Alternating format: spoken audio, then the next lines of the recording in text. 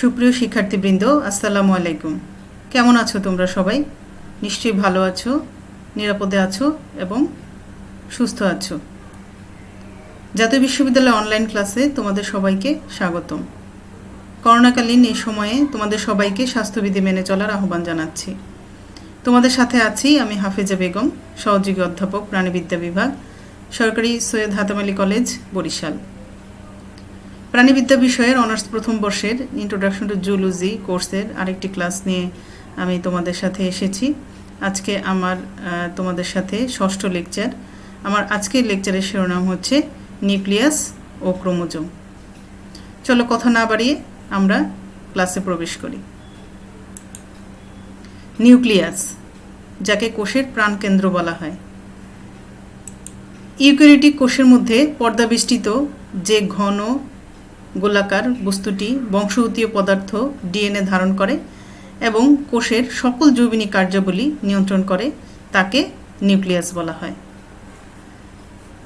Prokaryotic কোষের মধ্যে এই নিউক্লিয়াসটি এভাবে সুসংগঠিত থাকে না, কারণ এদের নিউক্লিয়াসের চারিপাশে নিউক্লিয়ার মেমব্রেন থাকে না, কিন্তু প্রোক্যারিওটিক কোষের বংশগতীয় বস্তু ডিএনএ থাকে।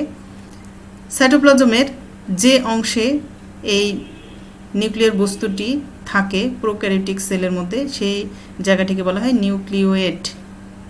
আর ইউক্যারিওটিক কোষের মধ্যে একটি সুসংগঠিত নিউক্লিয়াস দেখা যায়। রবার্ট ব্রাউন 1831 খ্রিস্টাব্দে এই নিউক্লিয়াস আবিষ্কার করেন। নিউক্লিয়াসের সংখ্যা যদি আমরা দেখি, প্রতিটি কোষে সাধারণত একটি নিউক্লিয়াস অবস্থান করে। একটি নিউক্লিয়াস বিশিষ্ট এই কোষকে বলা হয় মনোনিউক্লিয়েট সেল। তবে মাঝে মাঝে কিছু কোষে, যেমন আমাদের যকৃৎ কোষে, কিছু কোষ রয়েছে যাদের দুটি করে নিউক্লিয়াস রয়েছে, এদেরকে বলা হয় বাই নিউক্লিয়েট সেল।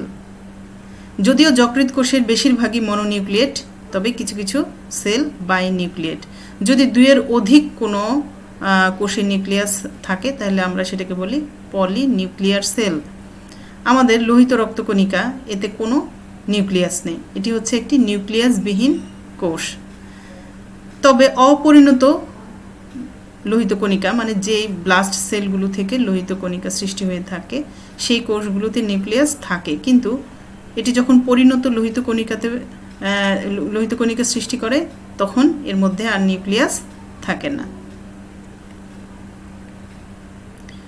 নিউক্লিয়াসের আকৃতি যদি আমরা দেখি, যে বিভিন্ন আকৃতির নিউক্লিয়াস কোষের মধ্যে দেখা যায়। এটি গোলাকার হতে পারে অথবা অশ্বক্ষুরাকৃতি নিউক্লিয়াস কোষের মধ্যে থাকে, যেমন আমাদের শ্বেত রক্তকণিকার মধ্যে অশ্বক্ষুরাকৃতি নিউক্লিয়াস দেখা যায়, যেটাকে বলা হয় হর্স শু শেপড নিউক্লিয়াস। আবার কিছু কিছু কোষে বিন লাইক শেপড নিউক্লিয়াস দেখা যায়। আমরা প্যারামিশিয়ামের মধ্যে ম্যাক্রোনিউক্লিয়াস, মাইক্রোনিউক্লিয়াস ইত্যাদি লক্ষ্য করি। কিছু কিছু কোষে আবার এরকম পুতির মালার মতো নিউক্লিয়াস দেখা যায়, যেগুলোকে বলা হয় বিড শেপড নিউক্লিয়াস। এখন আমরা নিউক্লিয়াসের অঙ্গসংস্থান বা মরফোলজি সম্পর্কে আলোচনা করব। নিউক্লিয়াসের মধ্যে প্রধানত 4টি অংশ পাওয়া যায়। সেগুলো কি? নিউক্লিয়ার আবরণী বা নিউক্লিয়ার এনভেলাপ, বা এটার আরেকটি নাম আছে, সেটি হচ্ছে ক্যারিওথিকা। নিউক্লিওলাস বা প্লাজমোজোম দেখা যায় নিউক্লিয়াসের ভিতরে। এছাড়া রয়েছে নিউক্লিয়ার রস, যাকে বলা হয় নিউক্লিয়ার স্যাপ ইংরেজিতে, এবং বা নিউক্লিওপ্লাজম। আর কি রয়েছে? ক্রোমাটিন তন্তু। এই 4টি অংশ নিউক্লিয়াসের ভিতরে দেখা যায়।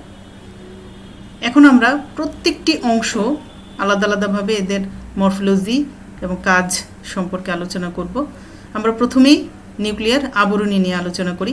নিউক্লিয়ার আবরণী হচ্ছে নিউক্লিয়াসকে ঘিরে যে আবরণীটি থাকে তাকে বলা হয় নিউক্লিয়ার আবরণী। এই নিউক্লিয়ার আবরণী মূলত দুটি পর্দা নিয়ে গঠিত, এবং এই পর্দা দুটি প্রত্যেকটি হচ্ছে ত্রিস্তরী। আমরা যখন প্লাজমা পর্দার গঠন দেখেছি তখন দেখেছি যে প্লাজমা পর্দা ত্রিস্তরী, অর্থাৎ প্রোটিন, লিপিড, প্রোটিন নির্মিত একটি 75 ডিগ্রি অ্যাংস্ট্রম পুরু একক পর্দা। এখানে নিউক্লিয়ার আবরণীতে যে দুটি পর্দা রয়েছে, এই দুটি পর্দার প্রত্যেকটি ত্রিস্তরী, অর্থাৎ প্রোটিন, লিপিড, প্রোটিন দ্বারা গঠিত একক পর্দা, যেটি 7 থেকে 8 ন্যানোমিটার পুরু। এই দুটি পর্দার মাঝে ফাঁকা জায়গা থাকে, এটাকে বলা হয় পেরিনিউক্লিয়ার স্থান। এই নিউক্লিয়ার আবরণীর যে বহিঃপর্দা রয়েছে, এই বহিঃপর্দাটি এন্ডোপ্লাজমিক রেটিকুলামের সাথে যুক্ত থাকে। আর এই নিউক্লিয়ার আবরণীতে অনেক ছোট ছোট ছিদ্র দেখা যায়, যেগুলোকে বলা হয় নিউক্লিয়ার পোর বা নিউক্লিয়ার ছিদ্র, এবং এদের প্রত্যেকটির ব্যাস হচ্ছে 40 থেকে 70 ন্যানোমিটার। এই নিউক্লিয়ার পোর দিয়ে বিভিন্ন বস্তু নিউক্লিয়াসের ভিতরে এবং বাহিরে যাতায়াত করে। নিউক্লিয়ার আবরণীর কাজ কি আমরা দেখি। সাইটোপ্লাজম এবং নিউক্লিওপ্লাজমকে পৃথক রাখে। আমরা জানি যে প্রোটোপ্লাজমের যে অংশটি নিউক্লিয়াসের ভিতরে থাকে সেটা হচ্ছে নিউক্লিওপ্লাজম, আর বাহিরের প্রোটোপ্লাজমের অংশটুকুকে বলা হয় সাইটোপ্লাজম। তাই নিউক্লিওপ্লাজম এবং সাইটোপ্লাজমের মধ্যে সাইটোপ্লাজমকে পৃথক করে রাখে হচ্ছে এই নিউক্লিয়ার আবরণী। এটি নিউক্লিয়াসকে একটি আকৃতি দান করে। নিউক্লিয় রন্ধ্রপথে নিউক্লিয়াস, মধ্যস্থ এবং সাইটোপ্লাজমে বিভিন্ন বৃহদাকার অণু যেমন আরএনএ, পানি, আয়ন ইত্যাদি বস্তুর আদান প্রদান ঘটে থাকে। নিউক্লিয় পর্দায় রাইবোজোম সংযুক্ত থাকার কারণে তা প্রোটিন সংশ্লেষণে অংশ নেয়। আমরা জানি যে নিউক্লিয় পর্দার সাথে এন্ডোপ্লাজমিক রেটিকুলাম যুক্ত থাকে এবং এখান থেকে মূলত এন্ডোপ্লাজমিক রেটিকুলাম উৎপত্তি লাভ করে, এবং অমসৃণ এন্ডোপ্লাজমিক রেটিকুলাম যেখানে রাইবোজোম এন্ডোপ্লাজমিক রেটিকুলামের গায়ে লেগে থাকে। কিন্তু কিছু কিছু ক্ষেত্রে নিউক্লিয়ার ম্যাব্রেনের সাথেও রাইবোজোম লেগে থাকে, এবং এই নিউক্লিয় পর্দার সাথে সংযুক্ত রাইবোজোম কি করে? প্রোটিন সংশ্লেষণে অংশ নেয়। এরপরে যে অংশটি নিউক্লিয়াসের যে অংশটি আমি আলোচনা করব সেটি হচ্ছে নিউক্লিওপ্লাজম।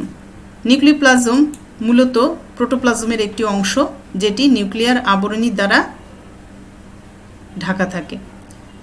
এটি স্বচ্ছ অর্ধঘন দানাদার মাতৃকা। নিউক্লিওপ্লাজমের প্রধান রাসায়নিক উপাদান হলো প্রোটিন। এর মধ্যেই মূলত এই নিউক্লিওলাস এবং ক্রোমাটিন তন্তু অবস্থান করে। এটি মূলত একটি ম্যাট্রিক্স বা ধাত্রক বস্তুর মতো কাজ করে। আচ্ছা, এর কাজ কি সেটা যদি আমরা দেখি, নিউক্লিওলাস ও ক্রোমোজোমের ধারক হিসাবে কাজ করে। এটা তো বললাম যে নিউক্লিওলাস এবং ক্রোমোজোমের ধারক হিসাবে কাজ করে।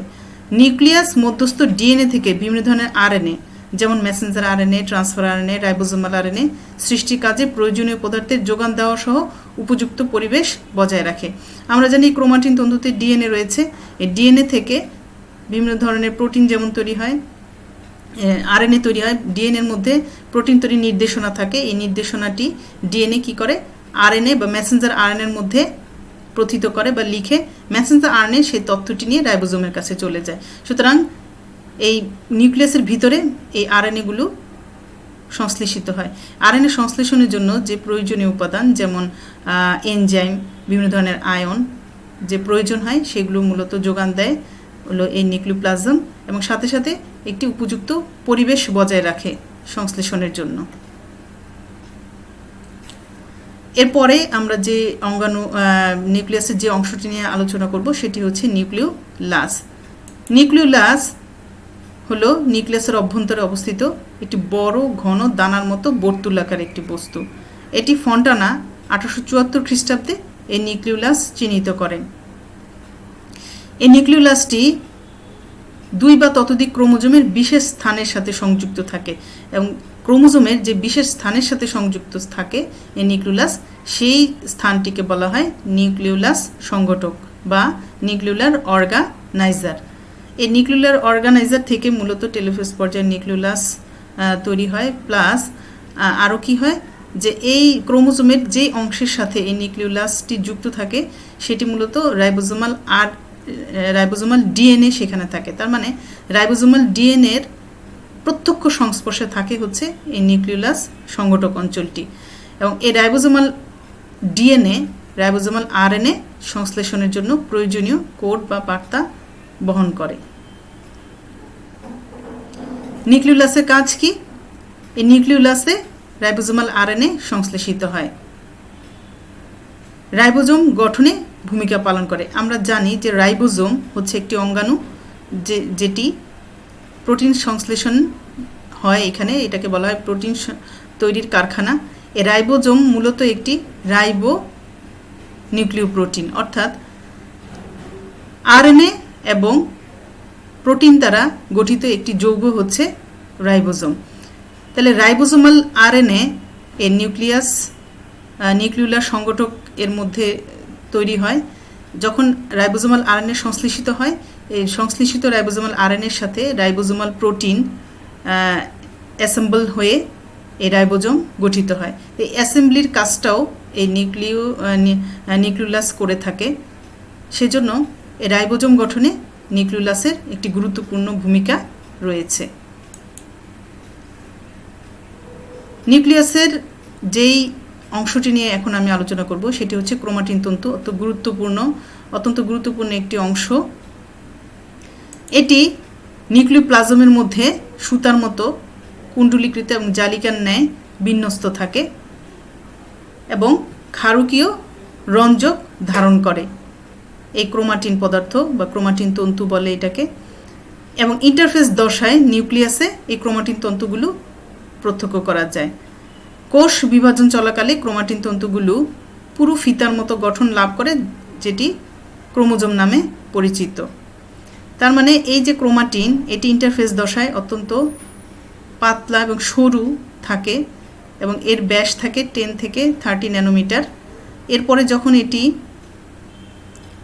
পানি হারিয়ে মোটা খাটো হয় বা আরও পেঁচিয়ে অধিকতর কয়েলিং হয়, তখন এটি মেটাফেজ দশায় মানে মাইটোসিস বিভাজনকালে তখন এটি মানে কোষ বিভাজনের সময় এটিকে তখন ক্রোমোজোম আকারে বা পুরো ফিতার মতো গঠন লাভ করে, তখন আমরা এটাকে ক্রোমোজোম বলে থাকি। নিউক্লিওজোম হচ্ছে ক্রোমাটিন তন্তুর একক। আমরা এই ছবিটা দেখি, তাহলে বিষয়টা আমাদের কাছে আরো ক্লিয়ার হবে।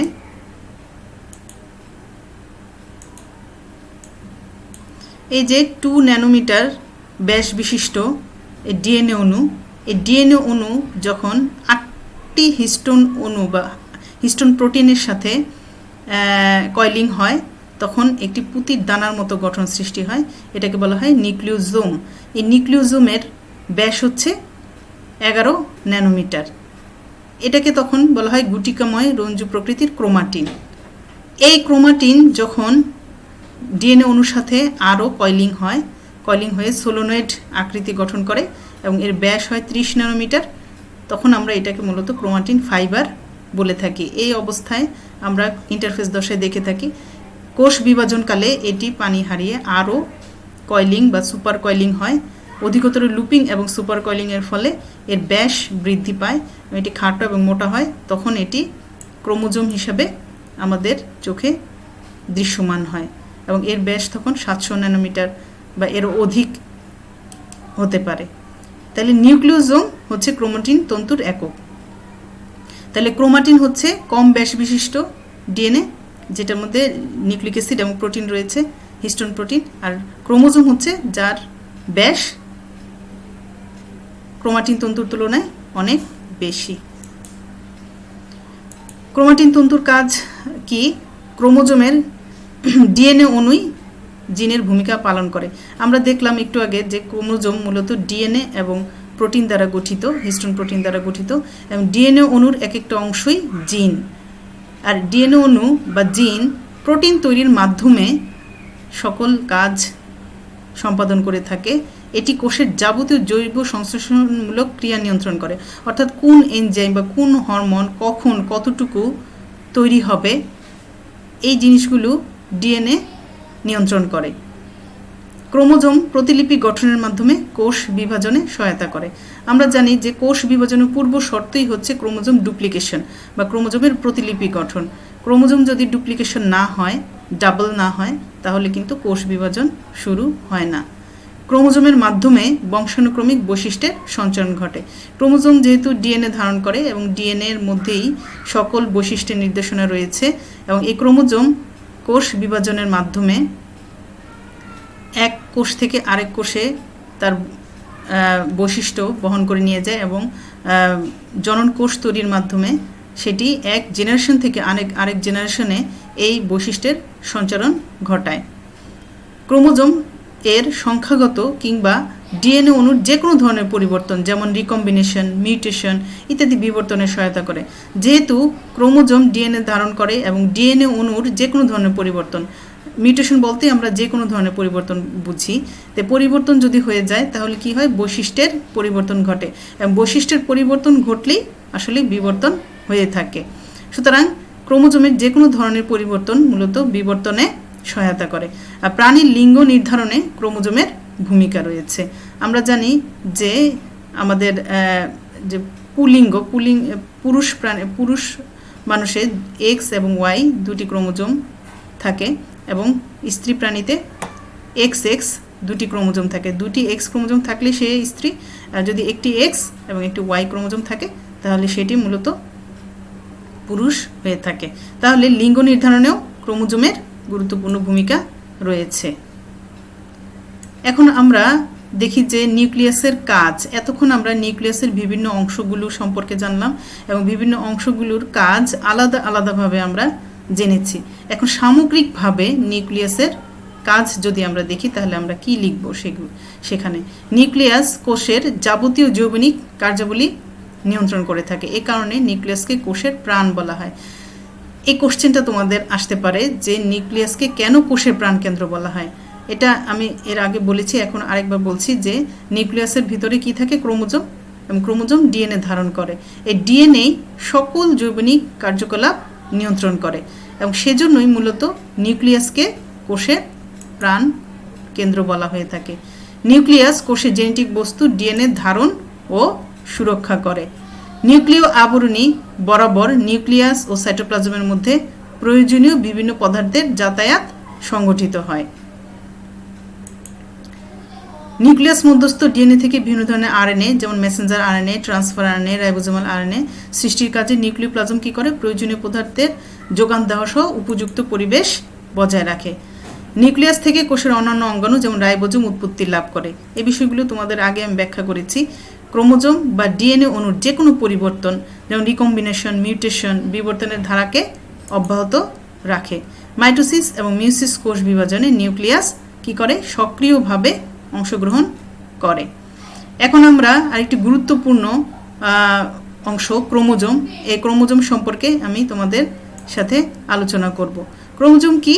ক্রোমোজোম মূলত একটি নিউক্লিয় প্রোটিন, অর্থাৎ আমরা এতক্ষণ জেনেছি ক্রোমোজোম নিউক্লিক অ্যাসিড এবং হিস্টোন প্রোটিন দ্বারা গঠিত একটি উপাদান, যেটি নিউক্লিয়াসের নিউক্লিওপ্লাজমে জালিকাকারে বিন্যস্ত থাকে। ক্রোমোজোম দুটি শব্দ, ক্রোম অর্থ কালার এবং সোমা মানে বডি, এই দুটি শব্দ থেকে আগত। যেহেতু ক্রোমোজোম রঞ্জক ধারণ ক্ষমতা রয়েছে সেজন্য একে এইভাবে নামকরণ করা হয়েছে এবং 1879 খ্রিস্টাব্দে ডক্টর ফ্লেমিং একে এই ক্রোমাটিন নাম দেন। 1888 খ্রিস্টাব্দে ডক্টর ওয়ালডেয়ার এদের নাম দেন ক্রোমোজোম। ক্রোমোজোম হলো বংশগতির একক তথা জিনের বাহক। এখন আমরা ক্রোমোজোমের ভৌত গঠন সম্পর্কে জানব।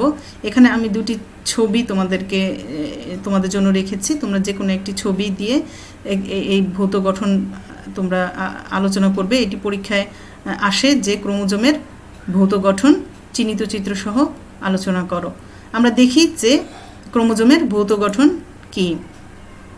পেলিকল, আলোক অণুবীক্ষণ যন্ত্রের মধ্যে ক্রোমোজোমের বাহিরে একটি আবরণ দেখা যায় যেটিকে বলা হয় পেলিকল, কিন্তু ইলেকট্রন অণুবীক্ষণ যন্ত্রে পেলিকলের কোনো অস্তিত্ব পাওয়া যায়নি। ক্রোমোনেমা, মাইটোসিস বা মিউসিস কোষ বিভাজনকালে ক্রোমোজোম কি হয়, দুটি ক্রোমাটিডে বিভক্ত থাকে। প্রত্যেকটি ক্রোমাটিড আবার দুটি উপক্রোমাটিডে বিভক্ত থাকে। এই উপক্রোমাটিডগুলি খুব সম্ভবত ক্রোমোনেমা। ক্রোমোমেয়ার, এই ক্রোমোনেমার মধ্যে পুতির দানার মতো কতগুলি অংশ দেখা যায় সেগুলোকে বলা হয় ক্রোমোমেয়ার। এটি খুব সম্ভবত নিউক্লিওজোম।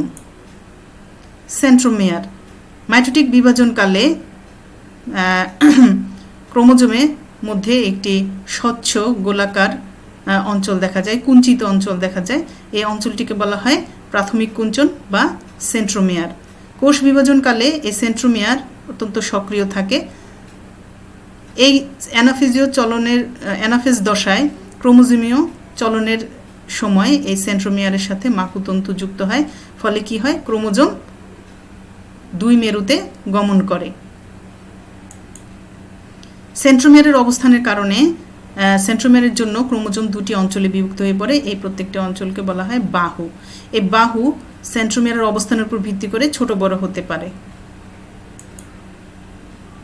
নিউক্লিউলাস সংগঠক বা গৌণকুঞ্চন 1।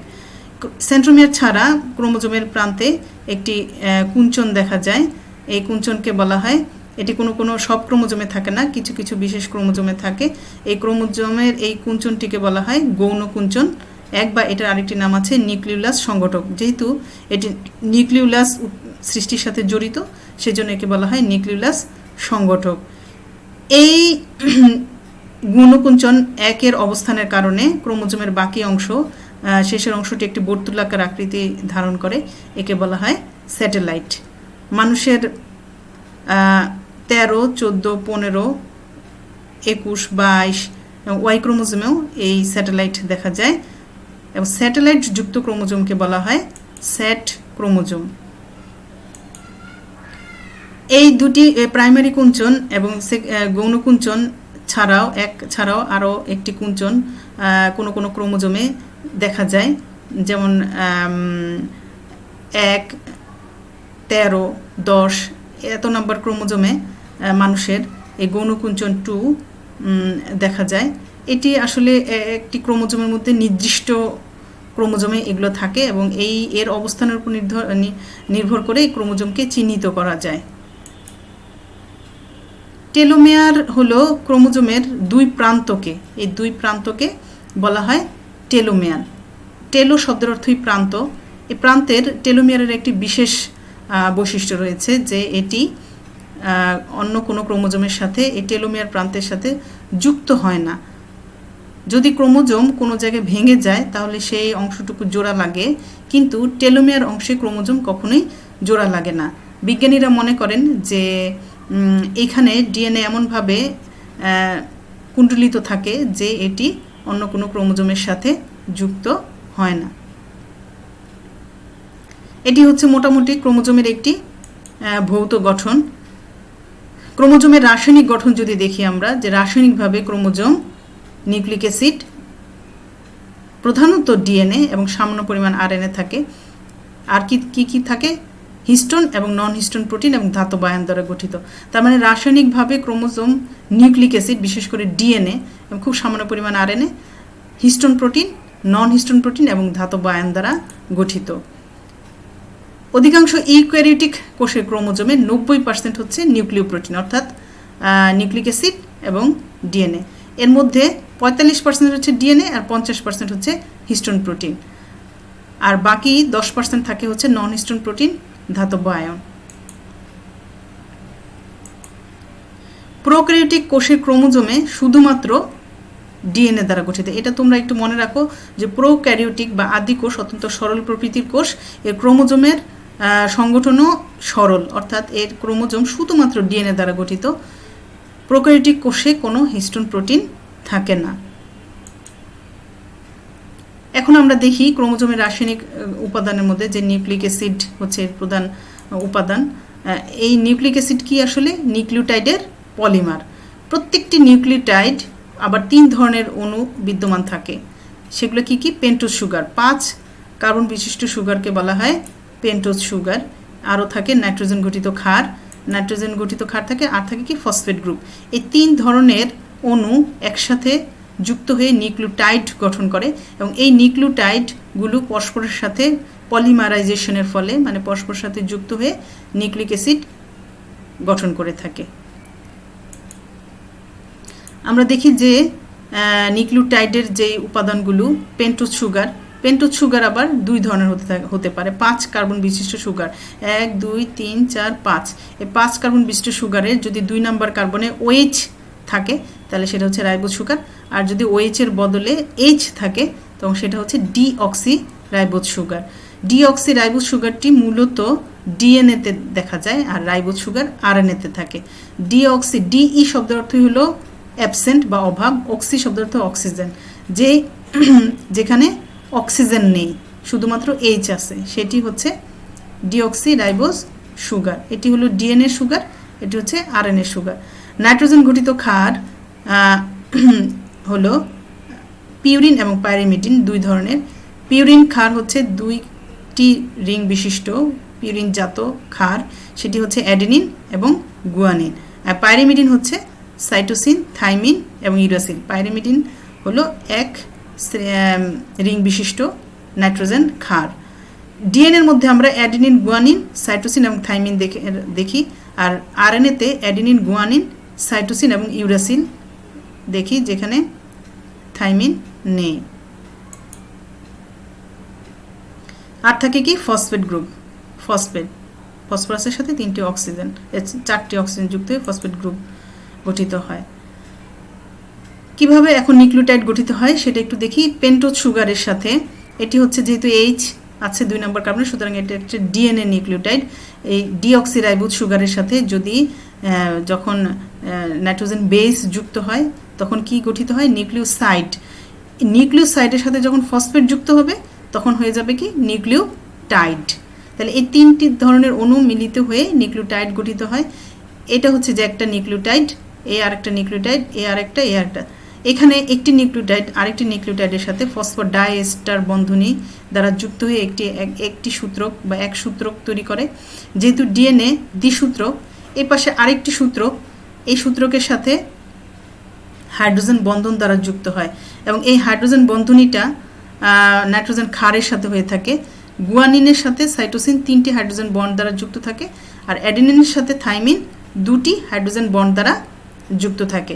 এভাবে দ্বিসূত্রক আরএনএ তৈরি হয়ে থাকে।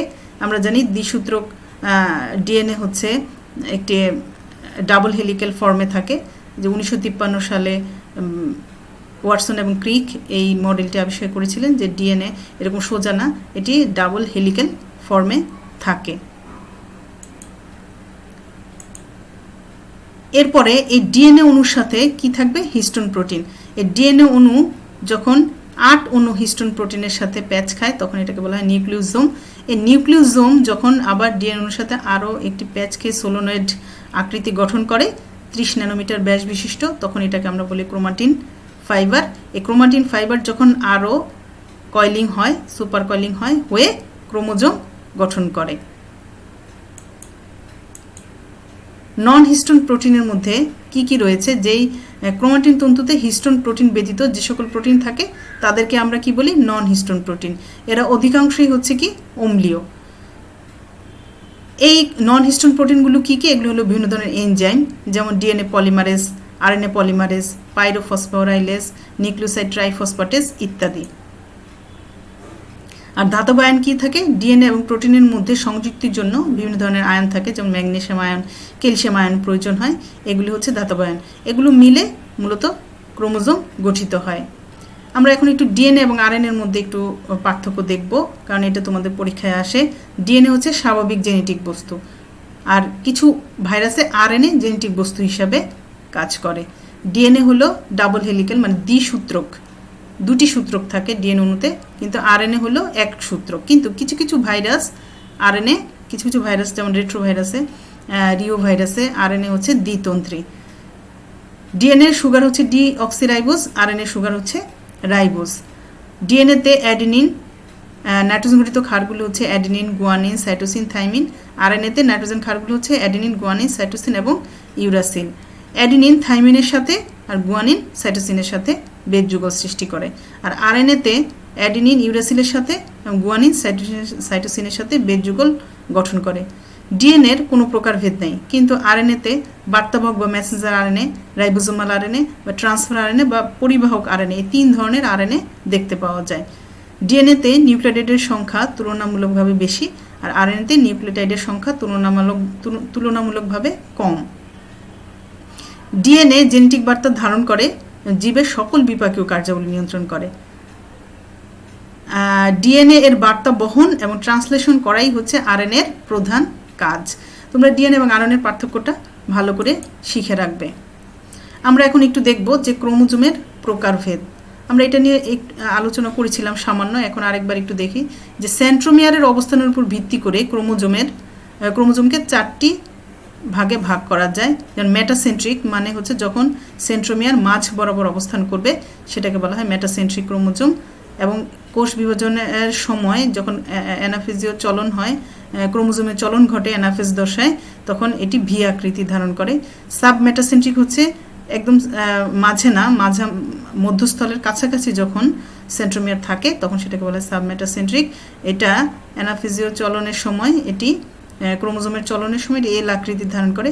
অ্যাক্রোসেন্ট্রিক হচ্ছে যখন প্রান্তের কাছাকাছি থাকে এবং ক্রোমোজোমীয় চলন অ্যানাফেজ দশায় এটি যে আকৃতি ধারণ করে। টেলোসেন্ট্রিক হচ্ছে যখন ক্রোমোজোমের একদম শেষ প্রান্তে সেন্ট্রোমিয়ার থাকে তখন এটাকে বলা হয় টেলোসেন্ট্রিক ক্রোমোজোম। সেন্ট্রোমিয়ারের সংখ্যার উপর ভিত্তি করে আবার ক্রোমোজোমকে 4টি ভাগে ভাগ করা যায়। একটি হচ্ছে মনোসেন্ট্রিক, যখন মনো মিন্স 1, মানে একটি সেন্ট্রোমিয়ার থাকবে তখন হলো মনোসেন্ট্রিক। 2টি সেন্ট্রোমিয়ার থাকলে ডাইসেন্ট্রিক। যখন অনেকগুলি সেন্ট্রোমিয়ার থাকে তখন সেটাকে বলা হয় পলিসেন্ট্রিক। আর অ্যাসেন্ট্রিক হচ্ছে যখন কোনো সেন্ট্রোমিয়ার থাকে না তখন সেটাকে বলা হয় অ্যাসেন্ট্রিক ক্রোমোজোম। বৈশিষ্ট্য নিয়ন্ত্রণকারী জিনের প্রকৃতি অনুসারে আবার ক্রোমোজোম 2 প্রকার, অটোজোম এবং সেক্স ক্রোমোজোম। অটোজোম আমাদের মানুষের বেলায় যদি দেখি, মানুষের 46টি মানে 23 জোড়া ক্রোমোজোম রয়েছে, এর মধ্যে 22 জোড়া হচ্ছে অটোজোম। যেই ক্রোমোজোমগুলো দৈহিক বৈশিষ্ট্য নিয়ন্ত্রণ করে সেগুলোকে আমরা বলি অটোজোম। আর সেক্স ক্রোমোজোম হচ্ছে 1 জোড়া, 2টি। এই সেক্স ক্রোমোজোম হচ্ছে মানুষের সেক্স নির্ধারণ করে থাকে। তাহলে 23 জোড়ার মধ্যে 22 জোড়া হচ্ছে অটোজোম আর 1 জোড়া হচ্ছে সেক্স ক্রোমোজোম। ক্রোমাটিডের সাদৃশ্যের উপর ভিত্তি করে ক্রোমোজোম হচ্ছে 2 ধরনের, একটা হলো সমসংস্থ বা হোমোলোগাস, একটা হলো অসমসংস্থ ক্রোমোজোম বা হ্যাটারোলোগাস। সমসংস্থ জোড়ায় জোড়ায় থাকে, আমরা জানি ক্রোমোজোম জোড়ায় জোড়ায় থাকে। জোড়ার ক্রোমোজোম দুটিকে হোমোলোগাস ক্রোমোজোম বলে। কেন? কারণ এই জোড়ার ক্রোমোজোম দুটির প্রত্যেকটিতে যে ক্রোমোজোম যে জিন সংখ্যা রয়েছে সে জিনের প্রকৃতি এবং যে যে বৈশিষ্ট্য ধারণ করে ইত্যাদি সমস্ত কিছু একই রকম, সেজন্য এই জোড়ার ক্রোমোজোম দুটিকে বলা হয় হোমোলোগাস ক্রোমোজোম। আর যখন জোড়ার ক্রোমোজোম একই ধরনের জিন বহন করে না বা একই প্রকৃতির একই রকম হয় না তখন সেটাকে বলা হয় অসমসংস্থ বা হেটারোলোগাস ক্রোমোজোম। যেমন XY ক্রোমোজোম, XY ক্রোমোজোমের কিছু অংশ হোমোলোগাস কিন্তু বেশিরভাগ অংশই হেটারোলোগাস। অটোজোম এবং সেক্স ক্রোমোজোমের মধ্যে পার্থক্য আমরা দেখি। যে সকল ক্রোমোজোমে লিঙ্গ নির্ধারণে কোনো ভূমিকা নেই তাদেরকে বলা হয় অটোজোম।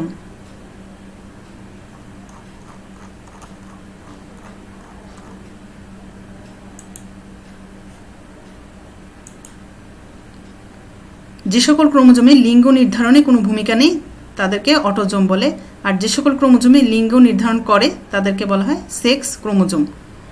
অটোজোমে অবস্থিত জিনসমূহ দৈহিক বৈশিষ্ট্য নির্ধারণ করে, কিন্তু সেক্স ক্রোমোজোমে অবস্থিত জিনসমূহ পুরুষ এবং স্ত্রী জীবের মুখ্য এবং যৌন বৈশিষ্ট্য নিয়ন্ত্রণ করে। অটোজোমকে এ দ্বারা প্রকাশ করা হয় আর সেক্স ক্রোমোজোমকে এক্স এবং ওয়াই দ্বারা প্রকাশ করা হয়। প্রতি কোষে 2 বা ততোধিক জোড়া অটোজোম থাকে আর সেক্স ক্রোমোজোম থাকে 1 জোড়া। স্ত্রী এবং পুরুষ ভেদে অটোজোম একই প্রকৃতির হয়। তার মানে স্ত্রী এবং পুরুষ ভেদে অটোজোম একই, কিন্তু সেক্স ক্রোমোজোম ভিন্ন প্রকৃতির হয়। স্ত্রীতে 2টি এক্স এবং পুরুষে 1টি এক্স এবং 1টি ওয়াই। অটোজোমগুলো জোড়ায় জোড়ায় থাকে। জোড়ার ক্রোমোজোম দুটি পরস্পর সমান এবং একই প্রকৃতির জিন বহন করে বলে এদেরকে হোমোলোগাস জোড়া বলে। আর সেক্স ক্রোমোজোম দুটি আংশিক হোমোলোগাস। সেক্স ক্রোমোজোম দুটির মধ্যে ওয়াই ক্রোমোজোম এক্স এর তুলনায় ছোট এবং অল্প জিন বহন করে। এবং তোমরা জেনে রাখো যে ওয়াই ক্রোমোজোম যে জিন বহন করে তাকে বলা হয় হোলান্ড্রিক জিন। তা তোমরা অটোজোম এবং সেক্স ক্রোমোজোমের মধ্যে পার্থক্যটি পড়ে রাখবে।